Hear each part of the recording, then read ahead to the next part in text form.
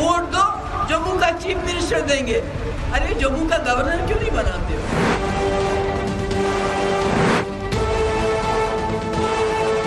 वो क्या कह सकते हैं जिन्होंने आतंकवादी और उनके परिवारों को नौकरी दी? उनको कौन नैतिक हक है? वो जमाना लग गया जब नौकरियां दुकान पर बिका करती थी।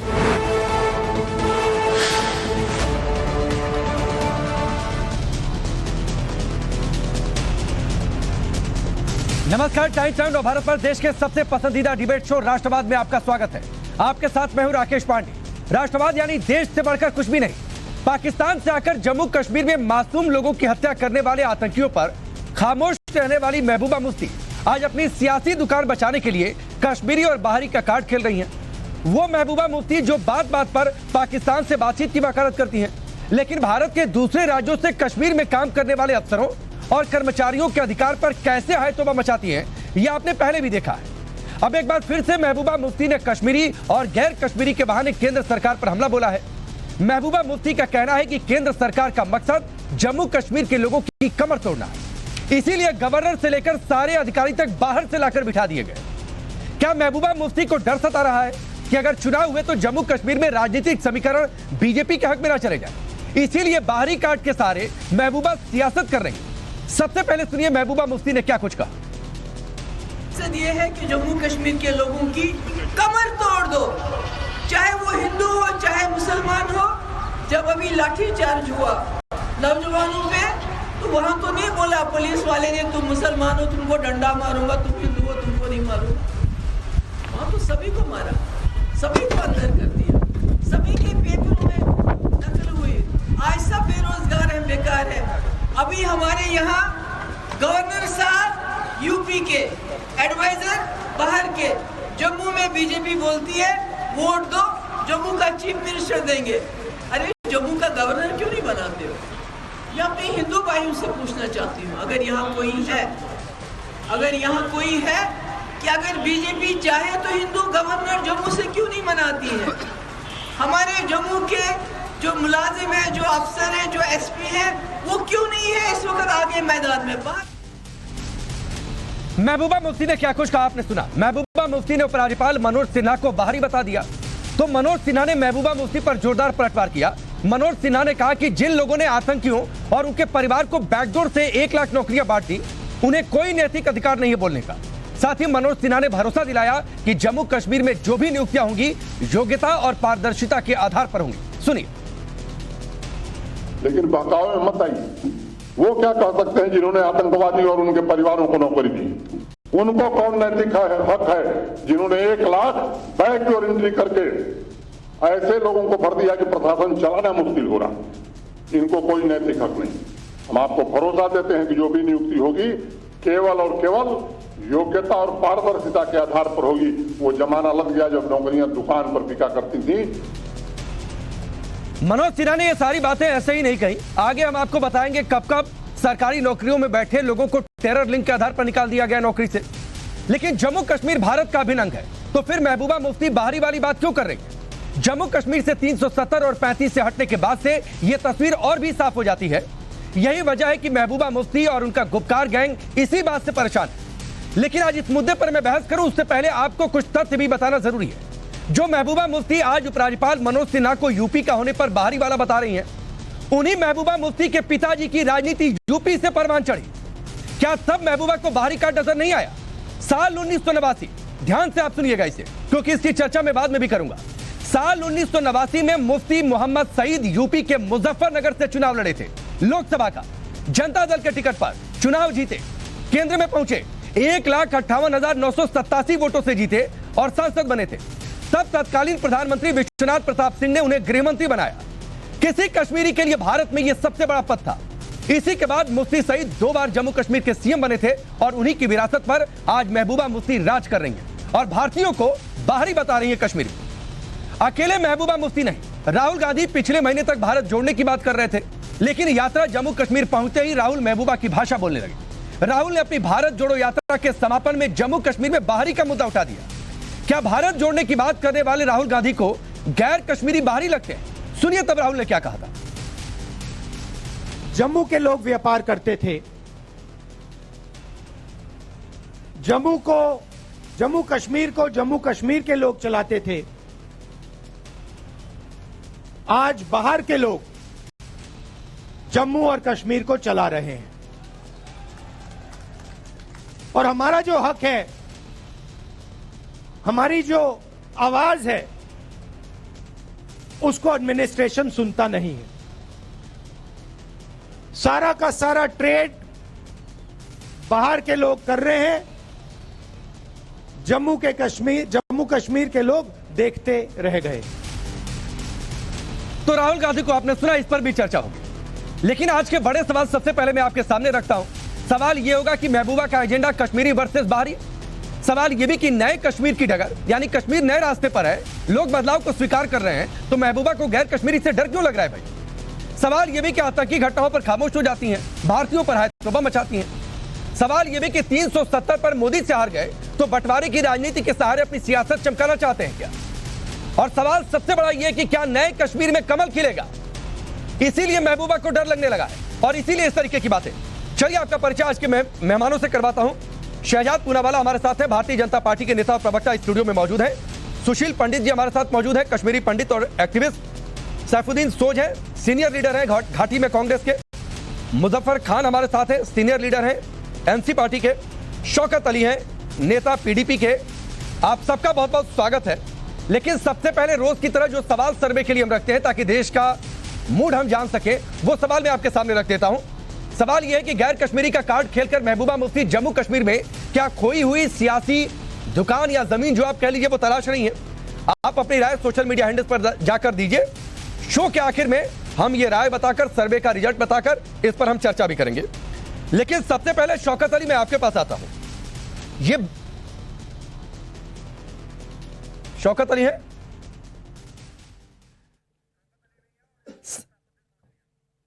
मुजफ्फर खान में हमारे साथ है। मुजफ्फर भाई, मैं आपके पास आता हूं। ये बाहरी क्या होता है?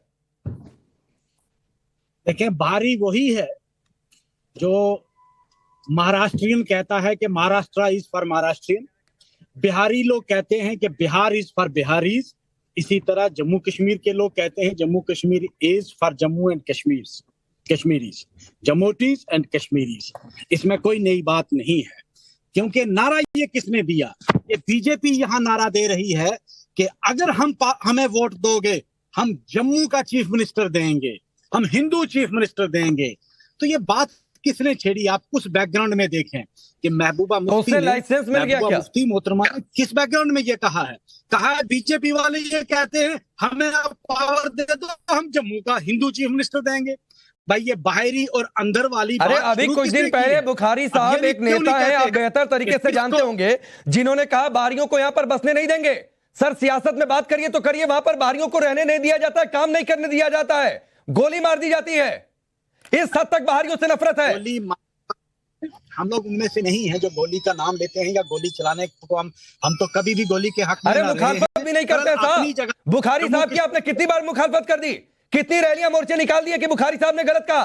रैलियां मोर्चे यहाँ करोड़ों की धांधलियां हो रही हैं, यहाँ सिलेक्शन में पैसे चल रहे हैं। अच्छा। और बेचारे बच्चे निकलते हैं उनको लाठियां चल रही है। यहाँ तुम क्या समझते हो इतना आसान है यहाँ निकलना? कोई नहीं निकलने देता है यहाँ। इस वक्त यहाँ लोगों को सुप्रेस किया गया है। अच्छा। कोई किसी हुकूमत के खिलाफ यहाँ किसी को बात करने की इजाजत नहीं है। अच्छा। और बोलने के लिए बहुत स्वतंत्रता है। जब मनाए बोलकर चले जाएंगे, नफरत का बीज बोकर चले जाएंगे, उसके लिए स्वतंत्रता है, वो कर सकते हैं। नफरत के बीज किसने बोया? नफरत किसने बोया सर?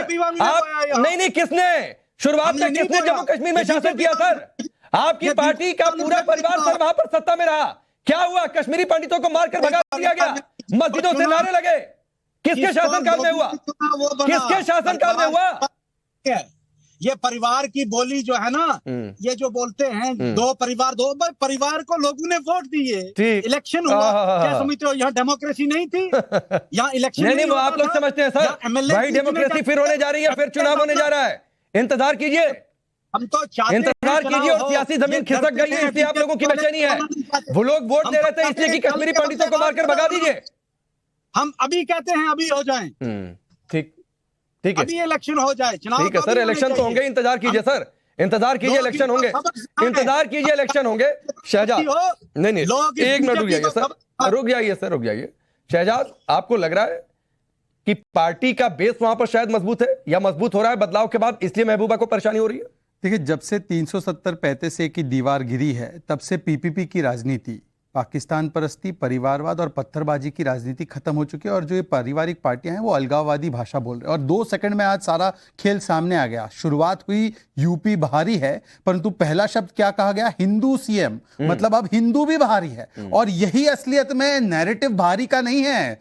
राकेश पांडे जी, आज लाइन बदल दीजिए। ये नैरेटिव है आप काफिर हो तो आप भारी हो। और इस काफिर नैरेटिव के चलते ही 1 नहीं 2 नहीं 7 बार नरसंहार हुआ और सुशील पंडित और लाखों कश्मीरी पंडितों को बाहर निकाला गया अपने ही घर से। ये कश्मीर की पहचान क्या है भाई? ऋषि कश्यप के नाम से, चरक के नाम से, सुश्रुत के नाम से, आदि शंकराचार्य के नाम से, पर डेमोग्राफिक जिहाद करके रलीफ सलीफ गलीफ कहकर जो 7वां जेनोसाइड हुआ, जिसके होते हुए फारूक अब्दुल्ला सत्ता में थे, यह किया गया। और आज वही हिंदू इनके लिए भारी हो गया। मैं 3 मुद्दे उठाना चाहता हूं। पहले, अगर ये सारे भारी है, यूपी वाले भारी, आपको पता है 90 to 93 जीसी सक्सेना आगरा से गवर्नर थे। 93 to 98 कृष्ण राव, जम्मू के तो नहीं थे, कश्मीर के तो नहीं थे, वो गवर्नर थे। यूपीए के जमाने में 2008 से 18 तक NN वोरा जो पंजाब से थे वो गवर्नर थे। ये भारी थे या अंदरूनी थे? दूसरी बात मैं आपको पूछना चाहता हूं कि जब टेररिस्ट आते हैं वो तो अंदरूनी है हमारा। जब चाइना अक्साई चीन पर बैठता है, पाकिस्तान काबिज हो जाता है हमारे कश्मीर पर, तो वो तो अंदरूनी है। परंतु हां, जो टूरिस्ट बाहर से आ रहे हैं वो बाहरी क्यों नहीं? फिर टूरिस्ट को क्यों आने देते हैं? बोल दीजिए कि हम नहीं चाहते टूरिस्ट आए। टूरिस्ट भी तो यूपी से आ रहा है। तीसरी बात, आपको पता है जम्मू में कश्मीर में 1% पॉपुलेशन है देश का, 1%। और पता है सेंट्रल फंड कितना मिलता है? राकेश पांडे, सुशील पंडित, शहजाद पूनावाला के टैक्स पेयर से पैसे से 10% सेंट्रल फंड एलोकेट होता है। और यूपी जिसकी आबादी 13% है, उसको 8% मिलता है। अब बताइए, बोलिए कि लात मारता हूं, मुझे नहीं चाहिए सेंटर का पैसा, मुझे नहीं चाहिए राकेश पांडे का जो टैक्स पैसा आता है। बोल के तो दिखाए एक बार। ये उनकी हकीकत है। और आखिरी बात केवल इतना कहूंगा कि जिनको रघुपति राघव राजा राम में सांप्रदायिकता दिखती हो, तो ऐसे लोगों की मानसिकता का क्या कहे। वैसे तो इंक्लूसिवनेस और फेडरल स्ट्रक्चर की बात करते हैं, परंतु अब आ गए कि असलियत में प्रदेश भी उनको नहीं भाता दूसरे देश का, अपने देश का, और हिंदू भी नहीं भाता। ये सारे बारी है। ठीक है शौकत अली, मैं आपसे वही सवाल पूछता हूं जो मैंने मुजफ्फर साहब से सवाल पूछा। ये बाहरी क्या होता है? नहीं, ये हम नहीं कह रहे हैं, ये तो आप ही कह रहे हैं। नहीं, हम नहीं कह रहे हैं साहब। बाहरी ये होता है। अरे हम नहीं कह रहे हैं। सुनिए, आपकी नेता महबूबा मुफ्ती ने कहा बाहरी को बिठा दिया है गवर्नर बनाकर, उपराज्यपाल बनाकर। इसलिए कहा है, वो इसलिए कहा है। आप ये इसको आप और इसके साथ एडिशन मत करिए। कहने का मतलब ये है कि जब यूपी का आदमी जम्मू कश्मीर का गवर्नर होगा तो उसको जम्मू कश्मीर की सिचुएशन मालूम होनी चाहिए। और जम्मू कश्मीर का आदमी आकर यूपी में चुनाव लड़ लेगा, मुजफ्फरनगर से सांसद बन जाएगा, देश का गृह मंत्री बन जाएगा। हारा हुआ एमपी का चुनाव, हारा हुआ जम्मू कश्मीर का गवर्नर, जिसको जम्मू कश्मीर के हालात पता नहीं है, सिचुएशन नहीं मालूम है। नहीं, मुफ्ती मोहम्मद सईद को जम्मू कश्मीर इस वक्त किन हालात से गुजर रहा है, जम्मू में क्या हो रहा है। यूपी का टूरिस्ट ठीक है आपके लिए, सड़कों पर है तो भाई साहब, यूपी का टूरिस्ट ठीक है आपके लिए, जब ये इसीलिए उनको नजर नहीं आ रहा है। पीडीपी के भाई साहब, यूपी का टूरिस्ट आपके लिए ठीक है क्या? यूपी के नहीं होते, अगर वो जम्मू कश्मीर के यूपी का टूरिस्ट आपके लिए ठीक है, हाँ या ना? बच्चों का दर्द समझ में आता। अरे भाई साहब देखिए, चीखना नहीं है, मैं आपसे एक सिंपल सवाल पूछूं। नेताजी, पीडीपी के नेताजी शौकत अली जी, आप ही से सवाल है। शौकत अली जी, आप ही सवाल का जवाब दीजिए। एक सवाल है, सवाल तो ले लीजिए। आप तो सहिष्णु हैं, आप टॉलरेंट है, इसलिए हमने कहा कि वो बाहर के। अब आप गुस्सा मत कीजिए, मैं आपसे एक सवाल पूछ रहा हूँ। यूपी का टूरिस्ट ठीक है या वो भी बाहरी है? चाहिए था जो बीजेपी ये कहती है कि हम समस्या यही है। शौकत आपको आवाज आ रही है? एक ही तरफ शौकत,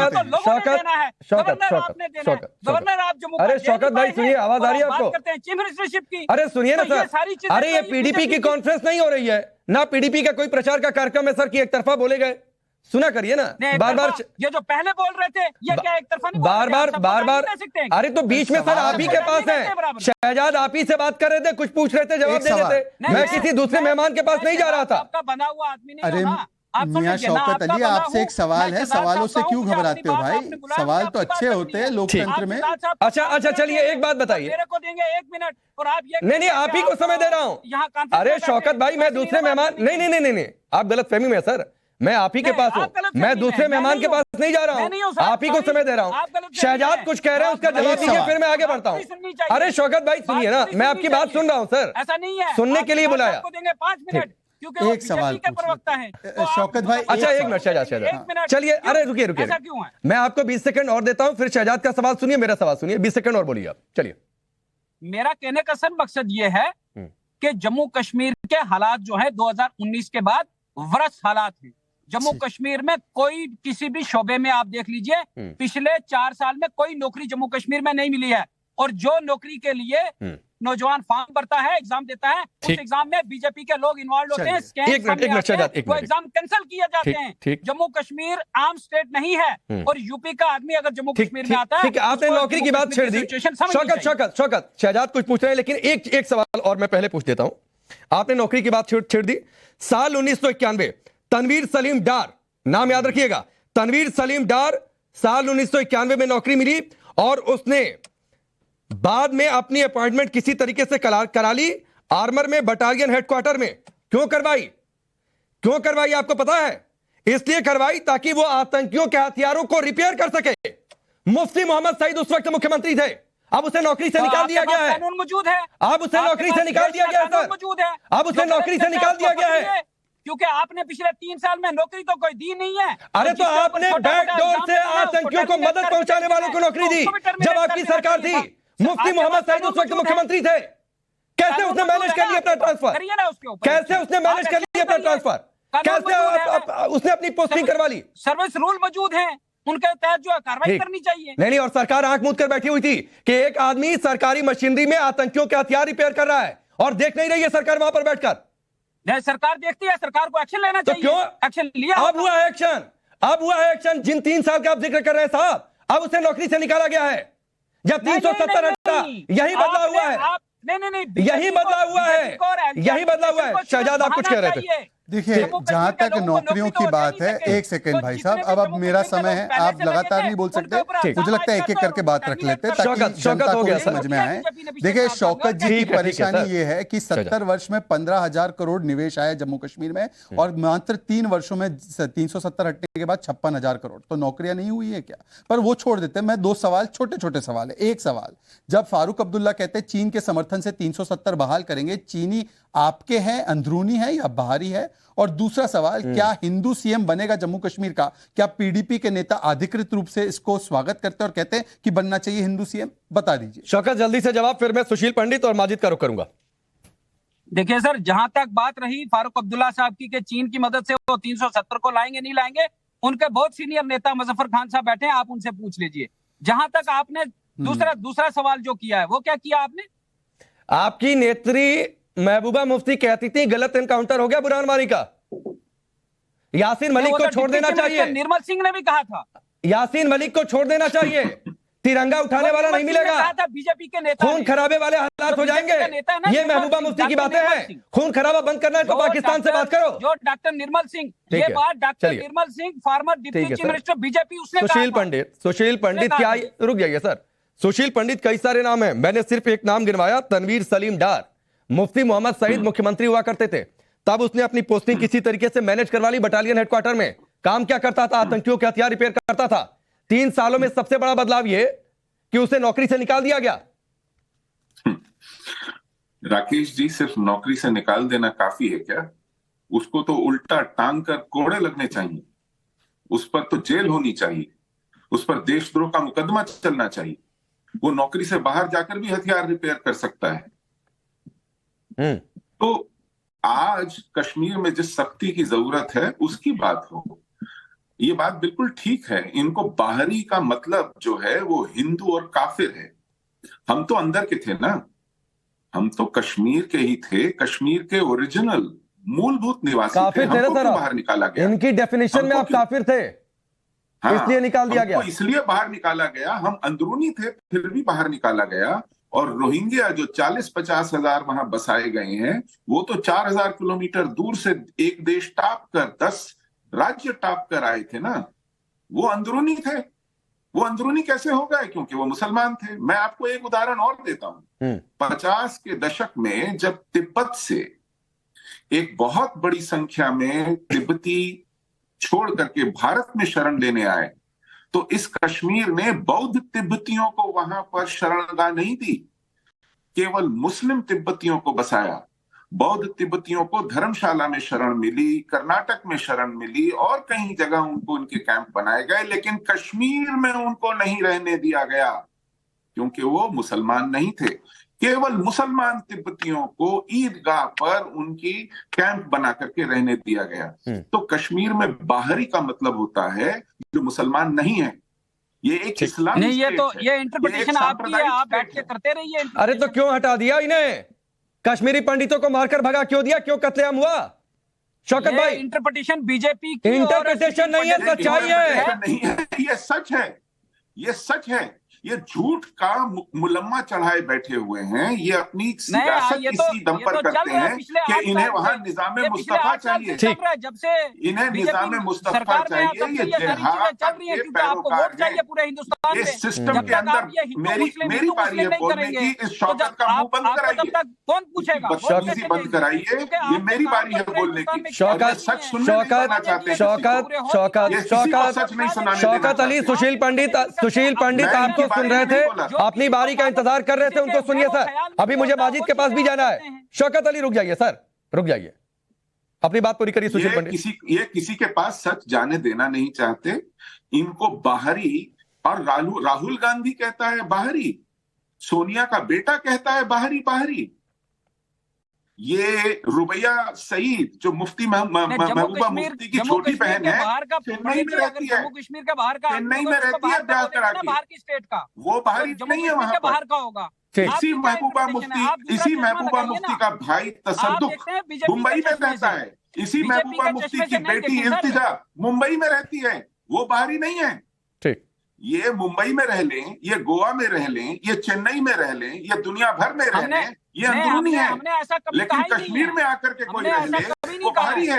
ठीक है, मैं आगे बढ़ता हूँ। सुशील पंडित, शौकत अली, मैं आता हूँ सर। शौकत एक माजिद से सवाल ले लेने दीजिए, फिर मैं आप ही के पास आऊंगा सर। जिसको इंतजार कीजिए शौकत इंतजार कीजिए। उसकी इंटरप्रिटेशन माजिद हैदरी ये सच्चाई सुनने नहीं देना चाहते, ये खुद सुनना सुशील पंडित शांत होइए। माजिद हैदरी 2-3 बड़े नेता है जम्मू कश्मीर के, जो मन किया बाहर जाकर चुनाव लड़ लिए, लेकिन वहां पर जाकर कोई बस जाए, काम करने लगे। सियासत तो फिर भी दूर की बात है, उसको भी नहीं रहने देते साहब। राकेश भाई, आपसे विनती होगी ना, मैं आज इस मंच पे किससे लड़ना चाहता हूं, ना मैं कोई शेर सुनाना चाहता हूं। मैं सिर्फ एक विनती रखूंगा शहजाद पूनावाला साहब के सामने, क्योंकि सरकार की तरफ से। शहजाद भाई, जम्मू कश्मीर के युवा ने पिछले 1 साल में 4 रिक्रूटमेंट स्कैम देखे हैं। Police recruitment scam, financial accounts recruitment scam और जूनियर इंजीनियर रिक्रूटमेंट, और चौथा रिक्रूटमेंट स्कैम भी हमारे सर्विसेज रिक्रूटमेंट बोर्ड की तरफ से। और अब ब्लैक लिस्टेड कंपनी, जैसे योगी सरकार ने ब्लैक लिस्ट किया यूपी में, मनोज सिन्हा जी उसी ब्लैक लिस्टेड कंपनी से यहाँ पे इम्तिहान लेना चाहते हैं। कौन सा इंसाफ है जब जम्मू कश्मीर का युवा, हिंदू मुसलमान क्या देश का युवा सड़कों पर निकला है कि हमें इंसाफ चाहिए, ब्लैक लिस्टेड से एग्जाम ना लो। तो आपसे मेरी सबसे पहले विनती है कि इम्तिहान आप अच्छे से कराएं कि भाजपा की तरफ लोगों का प्रति जो दिल है वो अच्छा हो। और दूसरी चीज, मनोज सिन्हा जी ने ठीक कहा कि अब्दुल्ला और मुफ्तियों ने आतंकियों को और उनकी फैमिलीज को नौकरियां दी, ठीक है जी। लेकिन मनोज सिन्हा जी ने क्या किया? एक कॉनमैन को, एक वांटेड एब्सकॉन्डर को, जिसे प्रोक्लेम्ड ऑफेंडर कहते हैं, अरे पहले बताइए गलत कहा क्या? देंगे? नहीं, आपने जो शहजाद से सवाल पूछा उसका वो जवाब देंगे, लेकिन उससे पहले माजिद हैदरी बताइए, क्या मनोज सिन्हा ने गलत कहा? क्या आतंकियों, उनके पैरोकारों को नौकरी दी गई? पहले बताइए गलत कहा। मनोज सिन्हा जी ने पहले बताइए गलत कहा कि सही कहा? नहीं, माजिद हैदरी पहले बताइए गलत कहा कि सही कहा? माजिद हैदरी पहले बताइए गलत कहा कि सही कहा? कश्मीर में माजिद हैदरी सरकार से पूछूं, मैं क्यों ना शहजाद भाई पहले बताइए। नहीं, शहजाद भाई जवाब देंगे। मैं टॉस कर दिया मैंने सवाल, लेकिन उससे पहले आप जवाब दीजिए, क्या मनोज सिन्हा ने गलत कहा? बात पहुंचाइए मेरी, मनोज सिन्हा, मेरी बात आप पहुंचाइए। मैं आज आपसे लड़ नहीं रहा। माजिद हैदरी सुनिए ना, माजिद हैदरी सुनिए। वो आपका सवाल मैंने ट्रांसफर कर दिया, अभी शहजाद भाई जवाब दे देंगे, लेकिन उससे पहले आप जवाब दीजिए, क्या मनोज सिन्हा ने गलत कहा? मनोज सिन्हा जी ने हिसाब बराबर किया। उनने आतंकियों को नौकरियां दी, इनने एक प्रोक्लेम मतलब दी गई ना, आतंकियों को नौकरियां दी गई ना, पहले कहिए। हाँ, दी गई नौकरियां? बिल्कुल, मैं कहां कह रहा हूं नहीं दी है, मैं चलिए, तो कह रहा हूं नहीं। मगर मनोज सिन्हा ने क्या किया? नहीं, वेरी गुड, ऑफेंडर को वेरी अवार्ड गुड, दिया। वेरी कैसे? गुड, अरे वेरी गुड। मोदी सरकार की बदनामी अरे हो रही है, बहुत जम्मू अच्छा, कश्मीर वेरी में, आप गुड, समझते नहीं वेरी हैं। गुड। सुनिएगा मोदी सरकार की शौकत बदनामी हो रही है। एक मिनट रुक अमित शाह जी जाइए, का माजिद पैसा हैदरी रुक बेटा जाइए, उड़ाया माजिद जम्मू हैदरी रुक कश्मीर जाइए, में। अरे माजिद हैदरी रुक जाइए। शौकत भाई सुनिएगा ध्यान से, और इन्होंने राकेश कहा भाई, कि अभी तो आतंकियों को हमें नौकरियां दी बात गई करने हैं। दीजिए। अरे रुक जाइए मैं तो माजिद लड़ हैदरी, नहीं रहा हूं ना, मैं शहजाद भाई से माजिद बात हैदरी कर रुक रहा जाइए, माजिद हैदरी रुक जाइए। शहजाद भाई जवाब ही दे रहे हैं, मैं जान ही रहा हूं किसी और के पास, लेकिन बस शौकत भाई को याद दिला रहा हूं कि इसी सवाल के साथ आपके पास आऊंगा कि आतंकियों को आपकी सरकार में नौकरियां दी गई। शहजाद पहले आपकी बात। आज तो मैं माजिद से बहुत खुश हूं, पता है क्यों? माजिद भाई ने आज स्वीकार लिया कि 370-35 से हटने के बाद जो केंद्रीय करप्शन के एंटी करप्शन लॉज लागू हुए हैं वो इस प्रकार से लागू हुए हैं कि उसी आरटीआई से जवाब निकाल के आज माजिद हैदरी नेशनल टीवी पर बैठे। मतलब कि माजिद हैदरी जैसे व्यक्ति ने भी 370-35 से हटने का आज स्वीकार और स्वागत किया है, इसके लिए साधुवाद। और मुझे लगता है कि ये सही बात हो गई आज कि आज आपने स्वागत किया, इसका बहुत अच्छी बात है। अब देखिए 15,000 करोड़ कहां, 56,000 करोड़ का निवेश कहां। आज जिस प्रकार से पत्थरबाजों के हाथ से पत्थर छीन लिया गया और 99% पत्थरबाजी कम हुई है, तो यह भी युवाओं के लिए हुआ है। आज जिस प्रकार से आतंकवाद की घटनाओं में 50% गिरावट हुई है, तो इससे भी युवाओं का भला हुआ है। परंतु माजिद, मैं आपसे एक सिंपल सवाल आज के डिबेट पे पूछना चाहता हूं। आप मुझे एक ही बात बताइए, क्योंकि आपने तो 370 हटने का स्वागत भी किया है, जो हमारे कश्मीर पे पीओके कब्जा करके बैठा है, वो पाकिस्तानी आतंकवादी बैठा है, वो अंदरूनी है या वो बाहरी है? जरा एक बार बताइए। और शौकत से मेरा सवाल है कि हिंदू सीएम बनना चाहिए जम्मू कश्मीर का या नहीं? वो तो स्किप कर रहे हैं आपके सवाल को। शहजाद भाई, पहली बात, पहले इसका जवाब दीजिए ना सर। पहली बात, अरे रुक जाइए, पहले माजिद का छोटा सा जवाब, फिर मैं मुजफ्फर भाई के पास जाऊंगा, फिर शौकत आपके पास आऊंगा। रुक जाइए माजिद, अपनी बात पूरी करिए जल्दी। देखिए शहजाद भाई, भाजपा से मेरा एक आइडियोलॉजिकल डिफरेंस है, लेकिन आप डिसिप्लिन पार्टी हैं। आपने अपने एमएलए का कर्नाटक में लिहाज नहीं देखा, तो यहाँ पे जो पाकिस्तानी बाहरी है या अंदरूनी है भाई? कश्मीर में उस पे आप क्यों नहीं बात करेंगे? माजिद सब पे बात करेंगे, आपको कर्नाटका पे थोड़ी डिबेट पे बुलाया है, वो देख के बुलाते हैं भाई। आप जिस पे विशेषज्ञ उसी पे बुलाएंगे। आप कर्नाटका के विशेषज्ञ तो है नहीं कहीं से भी, ना आपको कन्नड़ा का क आता है, छोड़ दीजिए उसको। अब से मेरा सवाल है, पाकिस्तानी जो हमारे कश्मीर पे, आपके और मेरे कश्मीर पे बैठा है कब्जा करके आतंकवादी, वो बाहरी या अंदरूनी? बताइए। आप मुझे बताइए, आप उसे उस इलाके को खाली क्यों नहीं करा रहे? आप उसे देश के साथ जोड़ क्यों नहीं रहे? हाँ, क्या कर रहे हैं आप? देखा जी, देखा, वो हमारा भाईजान है, और जो सुशील पंडित है वो काफिरान है। वो भाईजान, ये काफिरान, ये मानसिकता। चलिए माजिद पीओके पर जो कब्जा करके बैठे हैं, उन्हें आप नहीं बता पा रहे कि वो बाहरी है कि अंदरूनी है। जो अंदर आकर गोली मार कर चले जाते हैं, आप नहीं बताते हैं कि वो बाहरी है कि अंदर ही है। उन्हें बाहरी कहने में आपको शर्म महसूस हो रही है। मुजफ्फर खान, मैं आपके पास आता हूं। रुक जाइए सर, अरे रुक जाइए माजिद, काफी देर से बोल रहे हैं, रुक जाइए, खत्म कीजिए पीओके का मसला। रुकिए माजिद, रुकिए, वो भी वक्त आएगा, रुक जाइए। करेंगे 370 जैसे हटाया ना, वैसे सारे मसले हम ही करेंगे। मुजफ्फर खान, रुक जाइए, मुजफ्फर खान, माजिद हैदरी ने स्वीकार किया कि आप लोगों की सरकार में आतंकियों को नौकरियां दी गई। अरे भाई, मुझे नहीं पता उसका, लेकिन नौकरी अगर किसी ने गलती से ली, उसको निकाला भी गया होगा। अगर किसी आतंकी का कोई रिलेशन होगा, किसी तरह का लिंक होगा, वेरिफिकेशन होती है, और उससे पहले भी होती थी, कोई नई बात नहीं। दूसरा, जो मेरे भाई ने कहा कि यहाँ एंटी करप्शन लॉ लागू, अरे भाई हमारे यहाँ जो एंटी करप्शन लॉ था मोर स्ट्रिंजेंट था। जो आज का आपका सेंट्रल इलेक्शन, तो रोशनी स्कैम तो कभी पकड़ा नहीं गया। प्रोविजन अटैचमेंट का था। अब पहले बात सुने, प्लीज बीच में मत बोलिएगा।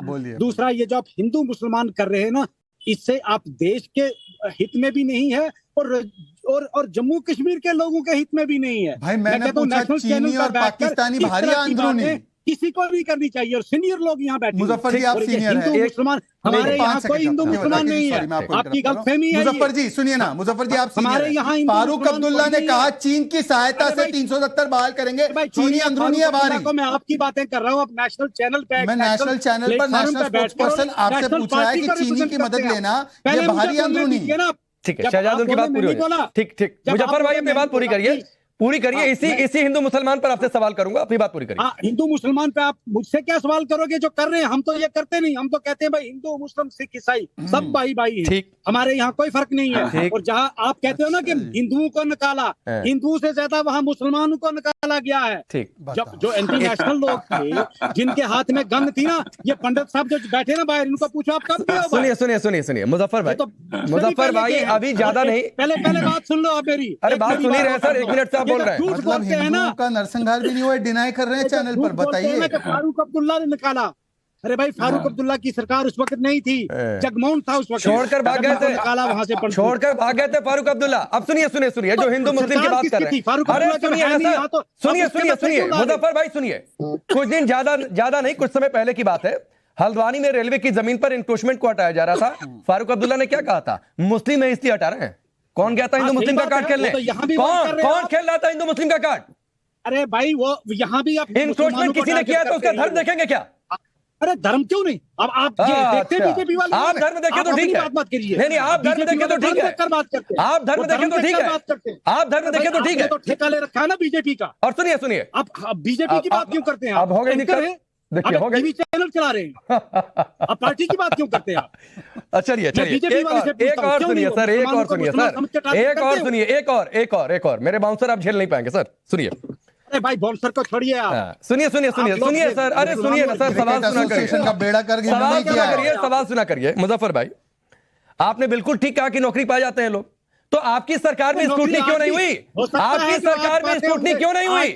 370 हटा, एलजी वहां पर बैठे, अब स्क्रूटनी क्यों रही है?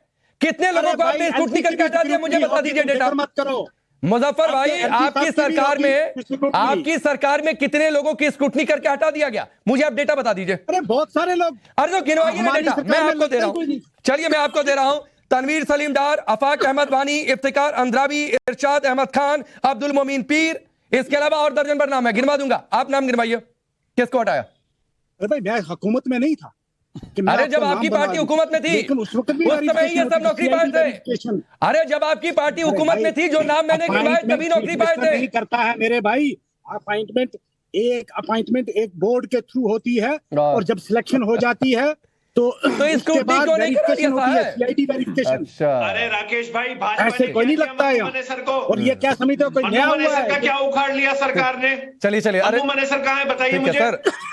एक तो माजिद हैदरी, यहाँ उखड़ने की बात मत करिए, और क्या उखड़ रहा है आपको अच्छे से पता है, क्या उखड़ रहा है माजिद हैदरी, क्या उखड़ रहा है आपको पता है? सारे लोग नौकरी से निकाल दिया गया, कार्रवाई हो रही है, लूट रडार पर है एजेंसियों के। दूसरे पे इल्जाम लगा, नहीं आपकी लूट खत्म हो गई, इसलिए आपको ज्यादा परेशानी है। सुशील पंडित, लूट अब शुरू हुई है, आपको क्या पता है? ठीक है सर, ठीक है, ठीक। जम्मू कश्मीर सुशील पंडित किसकी लूट खत्म हुई है? सुशील पंडित किसकी लूट खत्म हुई है? पैसा लूटा जा रहा है जम्मू कश्मीर में। अरे रुक जाइए माजिद हैदरी, रुक जाइए, मैंने सुशील पंडित को टॉस किया है, आपका नाम सुशील पंडित नहीं है। सुशील पंडित किसकी लूट खत्म हुई है? मोदी जी के पैसे लूटे जा रहे हैं जम्मू कश्मीर में, बाबूराज में। ये 5 अगस्त 2019 के बाद 400 पत्थरबाजों की रिक्रूटमेंट हुई है जम्मू कश्मीर बैंक में एज रिलेशनशिप मैनेजर, ये रिक्रूटमेंट हुई है। इन्होंने सैयद अली शाह गिलानी के नवासे को रिसर्च ऑफिसर रिक्रूट किया, जहां रिसर्च ऑफिसर की जगह ही नहीं थी, कोई इंटरव्यू नहीं, कोई एडवर्टाइजमेंट नहीं। इन्होंने सैयद सलाउद्दीन के 4 बेटों को सरकार में दामादों की तरह पाला। इन्होंने रेड कारपेट बिछाया उन आतंकियों के लिए जो पार चले गए थे। कहा कि इनको रिहैबिलिटेशन की जरूरत है, इनको हमदर्दी की जरूरत है, इनको किसी तरह बाहर से वापस लाया जाए, ये चाहते थे। आप देखिए इनकी तजवीज क्या थी कि हमारी डेमोक्रेसी का दिल इतना बड़ा होना चाहिए कि इसमें जिहाद के लिए भी जगह होनी चाहिए। There should be space in our democracy for separatism also. ये इनकी तजवीज हुआ करती थी। इनकी पॉलिटिक्स के क्या कहने हैं साहब, कहते हैं शेख फारूक अब्दुल्ला की सरकार नहीं थी तब झूठ बोलते हैं। इन्होंने कानून लाया, इन्होंने झूठ आप का नाम था हैं। Migrant properties distress cell act के अंदर ये साफ साफ कहते हैं कि भाजपा ने क्या कर लिया माइग्रेंट प्रॉपर्टी के लिए? भाजपा ने क्या कर लिया माइग्रेंट प्रॉपर्टी के लिए? बात है, क्या बात है?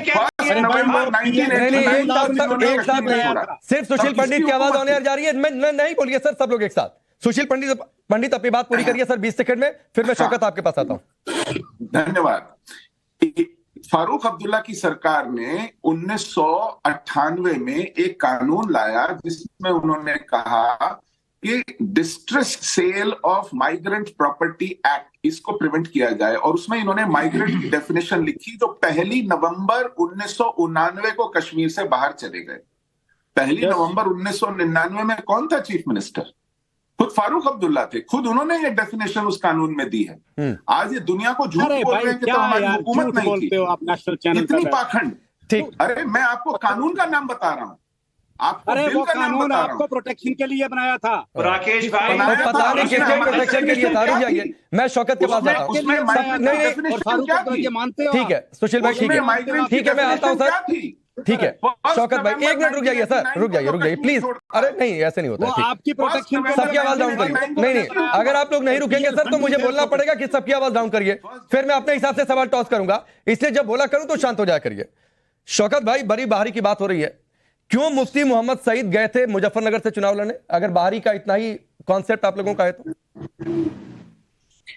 नहीं, देखिए, कोई भी हिंदुस्तान का शहरी जो है वो किसी भी स्टेट से, किसी भी राज्य से जाके इलेक्शन भी लड़ सकता फिर है। यूपी वाले से दिक्कत क्यों है भाई? फिर यूपी वाले से क्यों दिक्कत है? भाईजान आगे भी तो सुन लीजिए, मैं आगे क्या कह रहा हूं। आपने अपनी बात क्यों नहीं होती है, दूसरे की नहीं सुननी है। मैं ये कह रहा हूं, मुफ्ती मोहम्मद सईद साहब अगर यूपी से, मुजफ्फरनगर से अगर जाकर एमपी बन सकते हैं, कोई बाहर से आके यहां भी बन सकता है, लेकिन उसके लिए उसको कॉम्पिटेंट होना बहुत जरूरी है। अरे तो रहने तो जो जनता तय करेगी ना भाई, कॉम्पिटेंट है कि नहीं कॉम्पिटेंट है, कि आप लोग तय करेंगे या कुछ लोग बंदूक लेकर तय करेंगे कि वो कॉम्पिटेंट है कि नहीं है? एक मजदूर को वहां पर लोगों को कॉम्पिटेंट नहीं लगता है, आधार कार्ड देकर गोली मार दी जाती है। बैंक मैनेजर कॉम्पिटेंट नहीं लगता है, आधार कार्ड देकर गोली मार दी जाती है। बात करते हैं, आपने जवाब नहीं लेना है।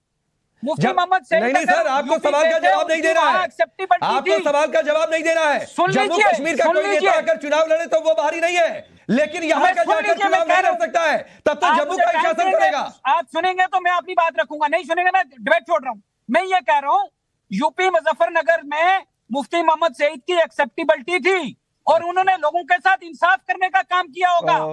मनोज सिन्हा ने कौन सा इंसाफ करने का काम किया जम्मू कश्मीर के अंदर, बताइए जरा मुझे। और दूसरी बात, आप कह रहे हैं ये शहजाद पूना वाला जो है, ये दूसरे 2-3 बार सवाल पूछ चुके हैं, मैं इनको जवाब देना चाहता हूं। प्लीज मुझे बीच में आप जो है वो डिस्टर्ब नहीं करेंगे। शहजाद पूना वाला साहब, बात यह है कि यहाँ पर ना स्टेट विजिलेंस ऑर्गेनाइजेशन था। आप कहते हैं 2019 के बाद जम्मू कश्मीर पैदा हुआ, ऐसा कुछ नहीं है। दूसरी बात, आप कहते हैं मिलिटेंट्स को जाप दी गई। अब मालूम आपको भी है, मुझे भी है, पूरी दुनिया को मालूम है। और आप बीजेपी ने भी यहाँ पिछले 4 साल में कोई चीजों को ऊपर नीचे नहीं कर लिया है। वही बोर्ड, वही जो शौकत भाई आपने अपनी बात कही, मैं जवाब ले लेता हूँ शहजाद, मुझे ब्रेक भी लेना होगा। शौकत भाई आपने बात कही सर, 1.5-2 मिनट आपने बोला। नहीं, जवाब लेने दीजिए ना सर, मैं 5 मिनट लगातार नहीं दे सकता हूँ सर, प्लीज, इतना समय नहीं होता, इतना समय नहीं होता है सर, तो छोटी बात क्या करिए, जल्दी अपनी बात पूरा किया करिए। रुक जाइए, आपने जो बात कही शहजाद जवाब दीजिए, 1 मिनट आपके पास है। नहीं होता ऐसा, मैं कह रहा हूँ नहीं होता ऐसे।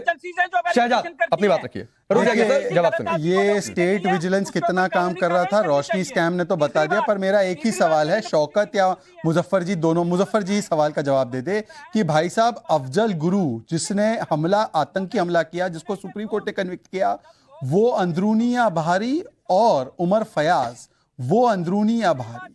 एक बार बता दे कि आपका आइकॉन कौन है। मुजफ्फर जी बता दीजिए कि उमर फयाज आपका आइकॉन है और अफजल गुरु आतंकवादी है, हाँ या ना? जो कानून बनाती हैं, जो बाद वाली मुजफ्फर जल्दी से हाँ या ना में जवाब देना चाहते हैं तो दीजिए, फिर मुझे ब्रेक लेना है। अरे रुक जाइए शौकत, रुक जाइए, दूसरे किसी की सरकार, आवाज सिर्फ मुजफ्फर भाई की ऑन एयर, सिर्फ 15 सेकंड आपके पास है मुजफ्फर भाई, मुझे ब्रेक लेना है जल्दी।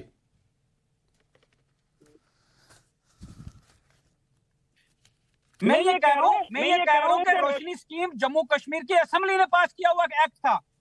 आप कानून को मानते ही नहीं है, वो तो हमें मालूम है। बीजेपी तो कानून माना करिए ना सर, हिंदुस्तान में नहीं चलने वाला। तो 370 हटाना भी पार्लियामेंट का एक्ट था, मान लीजिए। हाँ बिल्कुल सही बात है, 370 भी इसी देश की संसद ने हटाया, मानिए उसे भी। चलिए ब्रेक लेना है, मैं बहुत जल्द आऊंगा। और उसके बाद जो सवाल हमने पूछा था, उस सवाल पर देश की राय क्या है? गैर कश्मीरी का कार्ड खेलकर महबूबा मुफ्ती क्या जम्मू कश्मीर में खोई हुई सियासी दुकान तलाश रही है? इस सवाल पर देश की राय बताएंगे, फिर चर्चा, जल्द वापस लौटते हैं।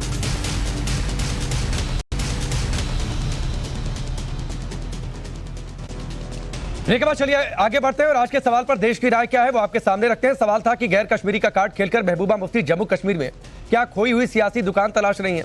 93% लोग कह रहे हैं हाँ, 7% लोग कह रहे हैं नहीं। अब बोलिए माजिद हैदरी। देखिए राकेश भाई, सबसे बड़ी बात है कि युवा के साथ नाइंसाफी जम्मू कश्मीर में इस वक्त हो रही है। 4 हमारे स्कैम हो चुके हैं रिक्रूटमेंट के और 5वें फिर आप वहीं जाकर अटक गए। सरकार का जो फिर आप वहीं पर जाकर अटक गए सर, फिर आप वहीं पर जाकर अटक गए।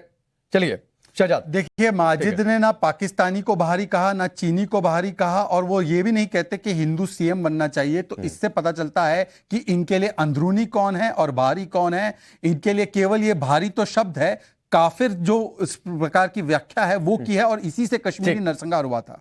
ठीक है, चलिए वक्त इतना ही है। आप सबका जुड़ने के लिए बहुत बहुत शुक्रिया। राष्ट्रवाद में फिलहाल अभी के लिए बस इतना ही।